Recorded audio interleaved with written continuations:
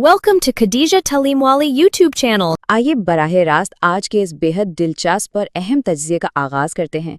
Science और technology की दुनिया हम सब जानते हैं कि ये कितनी हैरत अंगेज़ है, राइट? लेकिन आज हम इसकी एक ऐसी तारीख के सफ़ात पलटने वाले हैं जो अमूमन हमारी नज़रों से ओझल रहती है। हम बात कर रहे हैं टेक्नोलॉजी में ख़वातीन के उस बुनियादी और किलीदी किरदार की जिसे तारीख़ी तौर पर वो मुकाम नहीं मिल सका जिसकी वो बजा तौर पर हकदार थीं। तो हमारा मकसद आज इसी छुपी हुई लेकिन इंतहाई शानदार तारीख को बेनकाब करना है कि कैसे बेपनाह मुनज़्ज़म रुकावटों के बावजूद ख़वातीन ने साइंस की दुनिया को बिल्कुल बदल कर रख दिया। अब ज़रा इसे एक हैरानकुन और सच कहूँ तो काफ़ी तल्ख तारीख़ी हकीकत पर गौर कीजिए। सिर्फ 2%, जी हाँ, साइंसी कारनामों पर दिए गए कुल 500 नोबेल इनामात में से बमुश्किल 2% ख़वातीन के हिस्से में आए हैं।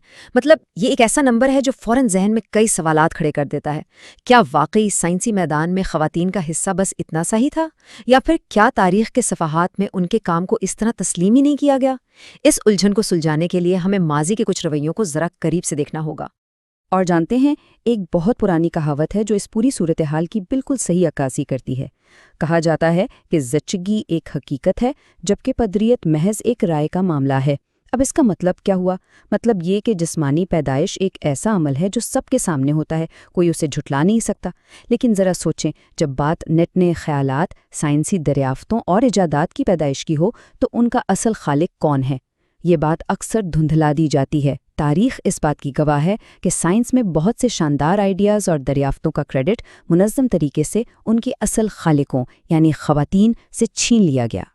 तो यहाँ से हमारे पहले हिस्से यानी मुनज़्ज़म रुकावटें और छीना गया क्रेडिट का आगाज़ होता है। हम उन कानूनी और इंतज़ामी ढांचों का जायज़ा लेंगे जिन्होंने माजी में ख़वातीन की तहकीक के रिकॉर्ड को बुरी तरह मस किया। आपको शायद यकीन ना आए, लेकिन 1972 के एक्ट से पहले यूनिवर्सिटियों और रियासतों की बाकायदा ऐसी पॉलिसीज़ मौजूद थीं जिनके तहत मर्द मुलाजमीन की बीवियों को नौकरी देने से साफ इनकार कर दिया जाता था। और इसका नतीजा क्या निकला? मियाँ बीवी की टीमें लैब में एक साथ काम तो करती थीं, लेकिन मुआवजा और सबसे अहम पहचान वो सिर्फ शौहर को मिलती थी। यहाँ तक कि ख़वातीन को लेबॉरेटरीज़ में जाने के लिए भी मर्द सरपरस्तों की ज़रूरत पड़ती थी। ज़रा इन तारीख़ी रुकावटों पर एक नज़र डालें, ये वाकई हैरानकुन है। 1936 की बात है। बारबारा मिकलेंटा को जेनेटिक सोसाइटी की नायब सदर होने के बावजूद महज इसलिए रिसर्च की नौकरी नहीं दी गई क्योंकि तहकीक को सिर्फ मर्दों का काम समझा जाता था। फिर 1947 में गेर्टी कोरी के शौहर को यूनिवर्सिटी इंतज़ामिया ने साफ धमकी दी कि अपनी ही बीवी के साथ मिलकर काम करना एक गैर अमेरिकी फेल है। और मारिया गॉपर्ट मेयर की कहानी तो इससे भी ज़्यादा अफसोसनाक है। उन्हें तवील अरसे तक बगैर किसी मुआवजे के काम करना पड़ा और फिजिक्स में नोबेल इनाम जीतने से महज 3 साल कबल उन्हें अपनी पहली बाकायदा तनख्वाहदार नौकरी मिली। अब सवाल ये है कि इन सब रुकावटों ने दुनिया की सबसे बड़ी साइंसी दरियाफ्तों को कैसे मुतासर किया? जेम्स वॉटसन का ये मशहूर बयान दरअसल रोज़लिंड फ्रैंकलिन की इंतहाई ताकतवर मगर अफसोस के गैर तस्लीम शुदा कहानी बयान करता है। वॉटसन ने खुद एतराफ़ किया कि जैसे ही उन्होंने एक्सरे तस्वीर देखी, उनका मुंह खुला का खुला रह गया। दरहकीकत ये फ्रैंकलिन का ही गैर मतबूआ एक्सरे डिफ्रैक्शन पैटर्न था जिसने वॉटसन और क्रिक को डीएनए की साख्त का वो हतमी और फैसला कुन सबूत फराहम किया जिसकी बदौलत बाद में उन्हें नोबेल इनाम से नवाजा गया। लेकिन इस पूरी कहानी का सबसे तकलीफदेह पहलू इन आदातो शुमार में वाज़े होता है। जब वॉटसन और क्रिक को इस अजीम दरियाफ्त पर नोबेल इनाम से नवाजा गया तो उन्होंने अपने नोबेल लेक्चर्स में 98 मुख्तलिफ हवालों यानी रेफरेंसेस का जिक्र किया। लेकिन इन 98 हवालों में रोज़लिंड फ्रैंकलिन का कितनी बार जिक्र आया? 0। जी हाँ, एक बार भी नहीं। फ्रैंकलिन सिर्फ 38 साल की कम उम्री में इंतकाल कर गई, नोबेल इनाम दिए जाने से ठीक 4 साल कबल, और उन्हें उनके इस शानदार और बुनियादी काम का कभी कोई क्रेडिट नहीं दिया गया। खैर, ये तो थी माजी की एक तल्ख हकीकत, लेकिन हम जानते हैं कि टेक्नोलॉजी की दुनिया बहुत तेज़ी से बदलती है। तो आइए अपने दूसरे सेक्शन तब्दीली का आगाज़ टेक जॉब बूम की तरफ चलते हैं। हम जदीद दौर में कदम रख रहे हैं। जैसे जैसे इंफॉर्मेशन टेक्नोलॉजी और लाइफ साइंसेज की डिमांड में एक तरह का धमाका खेज इजाफा हुआ, माशरे और कॉर्पोरेट दुनिया को अचानक एक बहुत बड़ी हकीकत का एहसास हुआ। उन्हें समझ आ गई कि टैलेंट की इतनी बड़ी और फौरी मांग को पूरा करने के लिए वो अब किसी भी सूरत में ख़वातीन की सलाहियतों को नज़रअंदाज करने का रिस्क नहीं ले सकते थे। اور اگر ہم اس متوقع ملازمتوں کے اضافے کے رجحان کو دیکھیں تو اس تبدیلی کا بہت بڑا پیمانہ ہمارے سامنے آ جاتا ہے۔ اس مخصوص دہائی میں سب سے تیزی سے بڑھنے والے پیشے سیدھے آئی ٹی اور لائف سائنسز سے وابستہ تھے۔ عام پیشوں میں جہاں صرف 15% اضافے کی توقع تھی، ذرا سوچئے medical assistant, software engineers اور نیٹ ورک ایڈمنسٹریٹرز جیسے پیشوں میں ملازمین کی مانگ 52% سے لے کر 100% تک بڑھنے کا امکان تھا۔ یہ ایک ایسی زبردست صنعتی ڈیمانڈ تھی جسے پورا کرنے کے لیے انہیں ہر قابل دماغ کی اشد ضرورت تھی۔ یہاں ایک اور بڑی دلچسپ بات یہ ہے کہ ٹیکنالوجی کے اس شاندار بوم نے محض نوکریوں کی تعداد ہی نہیں بڑھائی، جسے ہم مقداری یا کوانٹیٹیو ترقی کہتے ہیں، بلکہ اس نے ایک زبردست معیاری یعنی کوالٹیٹیو ترقی کو بھی جنم دیا۔ اب اس معیاری ترقی کا مطلب کیا ہے؟ اس کا سیدھا سا مطلب یہ ہے کہ ان شعبوں میں مردوں اور خواتین کی تنخواہوں کے درمیان جو ایک طویل عرصے سے فرق چلا آ رہا تھا، وہ تیزی سے کم ہونا شروع ہو گیا۔ خواتین کے لیے اعلیٰ عہدوں پر پہنچنے اور اپنے کیریئر میں آگے بڑھنے کے مواقع پہلے سے کہیں زیادہ ہموار ہو گئے۔ اب ہم بڑھتے ہیں اپنے تیسرے سیکشن کی جانب، بڑھتے ہوئے عہدے اور ڈگریاں۔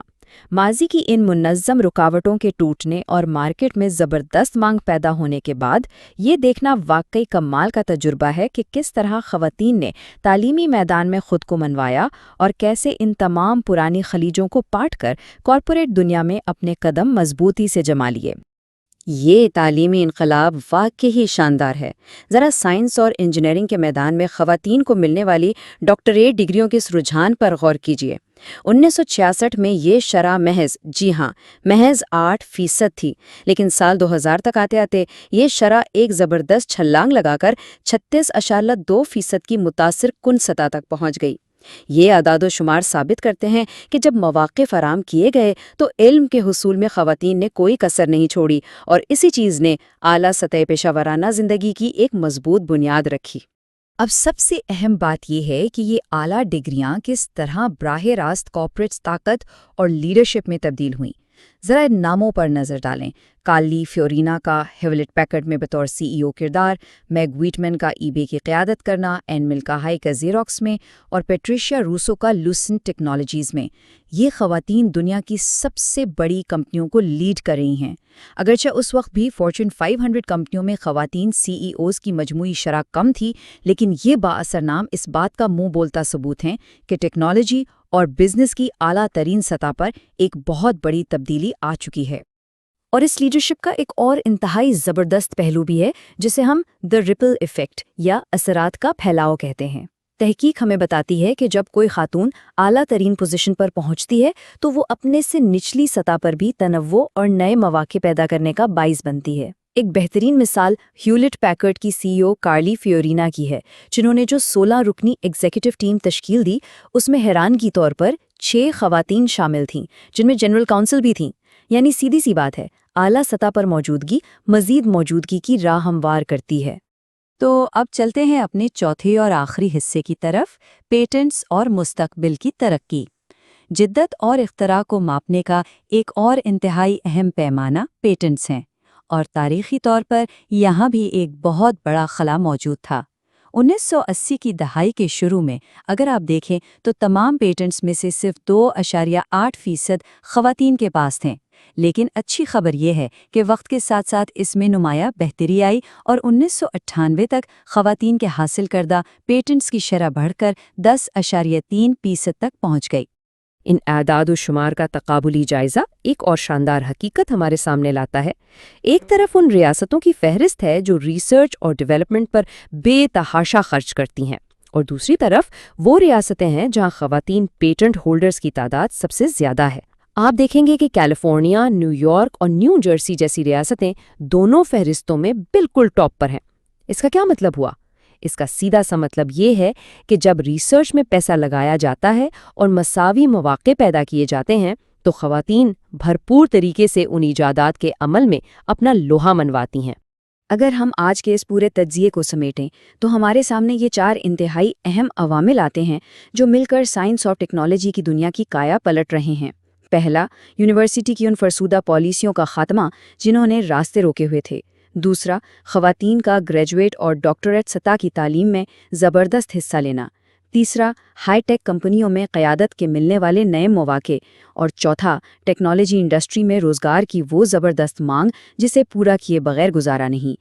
یہی وہ سب عوامل ہیں جو مستقبل میں نوبل انعام یافتہ اور پیٹنٹ ہولڈر خواتین کی تعداد کو مزید مستحکم کریں گے۔ اس معلوماتی تجزیے کو مکمل کرتے ہوئے پامیلا لوپر کا ایک بہت ہی دلچسپ خیال ذہن میں آتا ہے۔ ہم سب جانتے ہیں کہ ہائی ٹیکنالوجی کی دنیا انتہائی تیز رفتار ہے اور یہاں کچھ بھی پتھر پر لکیر نہیں ہوتا۔